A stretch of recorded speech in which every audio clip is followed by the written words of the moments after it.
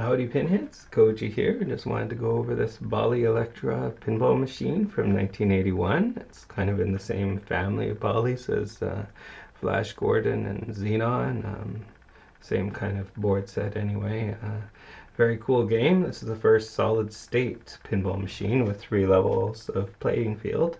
This one is a little bit more decoupled than something like Haunted House, for example, where this one it's more of a bonus feature after you drain the ball, and very configurable in how it's going to operate. Basically, one of the objectives on the main playfield is you're going to be collecting these things called Elektra points, and they're scattered throughout the game. Basically, almost any target that you're going to shoot where it's flashing and you're going to activate it or engage that mode or feature or light, then that's going to score you a couple of Elektra points depending on what you've done. And then there's some bigger Elektra point ones like that 10 up there or 10 here and 10 here, and when those are lit, this is going to give you another 10 Elektra points. And it's configurable on how many of these points you need to actually advance to the lower playfield, and it's configurable if you're going to even carry those forward ball to ball.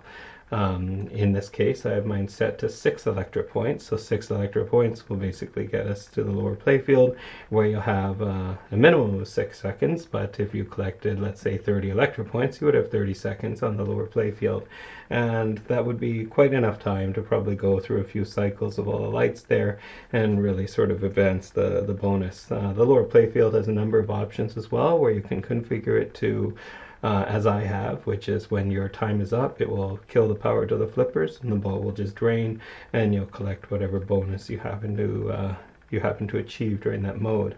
The other settings are I really actually wanted to leave this setting, which is to just sort of keep flipping until you actually drain the ball. That is a valid setting, but the problem with that I found is that with the lower playfield the way it is, my ball times were a bit too long down there, and it just didn't seem well balanced in that case. I wanted to keep most of the playing on the main playfield, and we'll keep that as more like an auxiliary kind of bonus. So I've set it so it kills the flippers. But the other options are, this is a neat one as well, if you drain on the lower playfield before your time is up, rather than just popping the ball up again, it will actually count as a drain, but it will retain your Elektra second. Well, this is configurable as well, but you could retain the number of seconds that you had left for your next ball to advance down there again and have those sort of tacked on, or just lose them entirely. So as you can see, just about everything is configurable in this game. It's quite amazing. Let's go over some of the other features quickly. We have these blue targets on the left. These are neat too because you can actually cycle them with the left flipper. Currently I have mine set so that only 3 will be flashing on the bank, and when you hit the 1, it would actually advance 2. So by the time you've hit your 3 flashers, you've advanced the whole bank. There is a more conservative option so that you need to hit all 5, and that's valid as well. Probably more for 5-ball play. Currently this one is set for 3-ball. So I like to set most of my solid states to 3-ball. Other sort of tie-ins you can do with these 3 red targets. No, the red targets and the blue targets sort of achieve the same thing, which are going through a few cycles of them. You're not only collecting Elektra points, but you're also going to light this ball lock. So moving along, so this game does have a 2-ball multi-ball. So as I said, you go through one of these rows, and then that lock will open up, and you'll be able to lock the ball. The same with the top. The top, you'll find that you have those 1, 2, and 3. Those are pretty easy. You hit 1, you advance to 2. You hit 2, you advance to 3.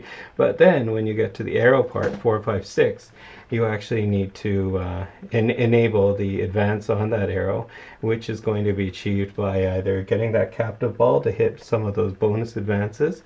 Again, configurable there, but that's how I have this one set up.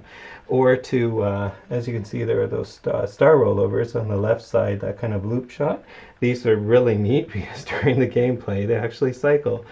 clockwise and counterclockwise, and that's actually important because as you're trying to hit the one that's lit, having the ball sort of go over it in sequence while it's going clockwise, you're going to hit more of the lit ones than, for example, if you target it the other way going counterclockwise, you're maybe only going to hit one with that shot off the flipper, for example. So kind of a neat feature there where you might want to wait a bit to take your shot until it cycles, or whatever. Honestly, it's quite a frantic game, so you make the shots when you can sometimes, but you can get some control. So I could see strategy there, kind of holding it until you time that shot so that you maximize it. Once you get the 5 lit, then it'll say Elektra in speech, and it'll advance an arrow. Advance an arrow, then you need to hit the targets again to activate the arrows. Once the 6th arrow is activated, then you'll light the ball lock on the top, and you can lock the ball up there. If you have both balls locked at the same time, that will start multi-ball. Optionally, if you have one ball locked, for example, in the lower playfield, and I go through one of these banks, that should unlock it as well, or in the top, I basically need to hit 1, 2, 3 again, and that will unlock the top ball for multi-ball. I don't think there's any particular objective for multi-ball typical for this era of game. It's just a little extra feature, and bash some balls around and get some more points. And that's about it. I can see, I mean, if you want to go over the rules in detail, there's a very good TNT video with Todd Tuckey where he goes over a lot of the rules, pointing out all the points on the playfield. But for my videos, I just want to give a brief overview, and let's get right down to some gameplay.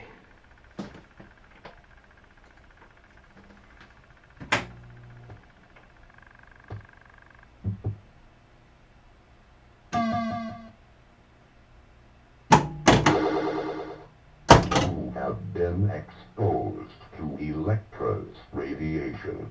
Will you return?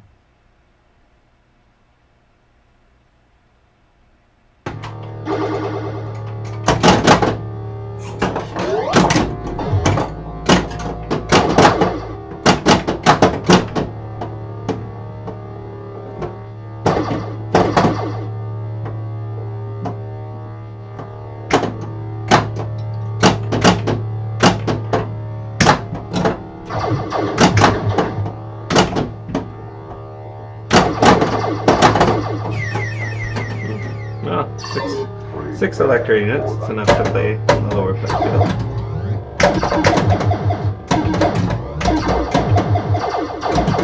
Elektra time has Few points. There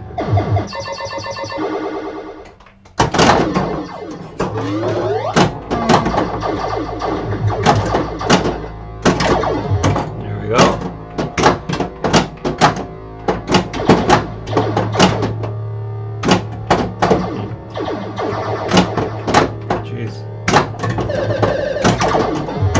One arrow locked in. Oh. Doing pretty well on the bottom progression as well. Second arrow is activated. Third arrow is activated. Just need to collect them now. Oh, that center post is saving me.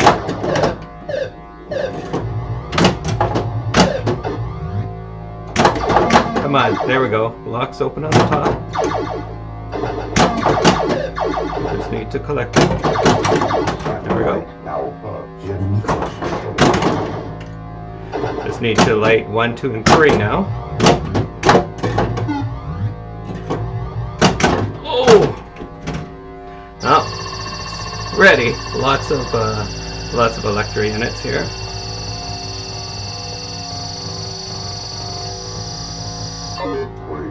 Pretty cool bonus counter.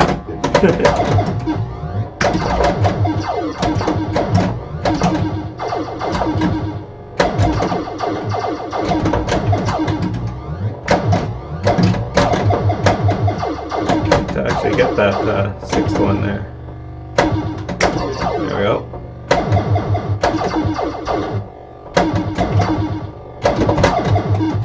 Not bad. Expired.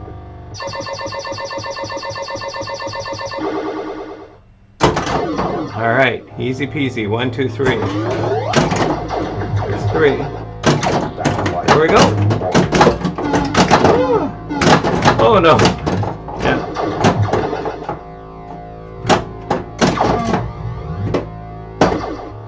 Well, it was brief, but that's the multi-ball.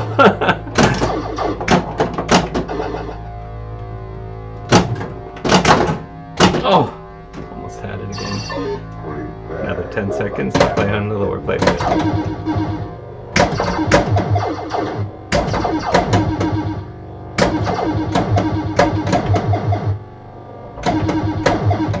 Oh, it's just gonna backhand that.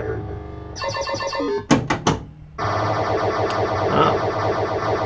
You have been Match. exposed to Elektra's radiation. Will you return? That was a quick game, but the game's pretty quick. Normally you can play a bit longer, but the score is not too bad. Anyway,